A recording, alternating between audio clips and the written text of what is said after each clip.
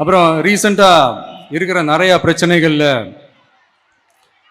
சில பிரச்சனைகள்லாம் ஓடிட்டு இருக்கு இல்லையா, அதெல்லாம் நீங்கள் அதுக்கு போராடி ஹர்ட் ஆகிறதெல்லாம் நான் பார்க்குறேன். அதை பார்த்து எனக்கு ஹர்ட் ஆகுது. அதெல்லாம் நான் பார்த்துக்கிறேன். நாமளும் நீங்களும் சேர்ந்து மக்களுடைய பிரச்சனைகளை மட்டும் பார்ப்போம், சரிங்களா?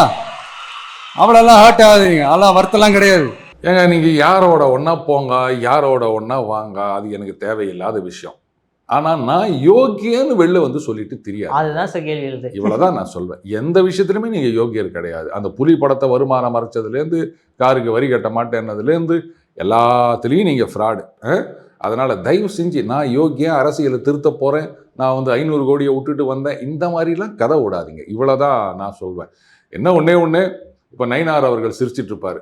ஏண்டா அன்னைக்கு நான் சொன்னப்போ என்னை எல்லாரும் விட்டு ஏறினீங்களடா, இன்னைக்கு என்னடா ஆச்சு அப்படின்பாரு அவர். என்ன இதெல்லாம், இதில் வேற இவங்களாம் பார்த்தீங்களா என்ன கெத்து காமிச்சார். இது என்னையா கெத்து?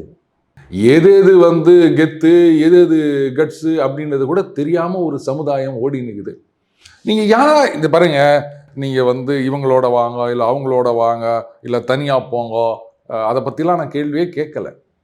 ஆனால் ஊரை ஏமாற்றணும்னு நினைக்காதீங்க. ஜனங்க முட்டாள்கள் இல்லை. ஜனங்களை முட்டாள் நினச்சா அவன் எவன் நினைக்கிறானோ அவன் தான் முட்டாள். போதுமா?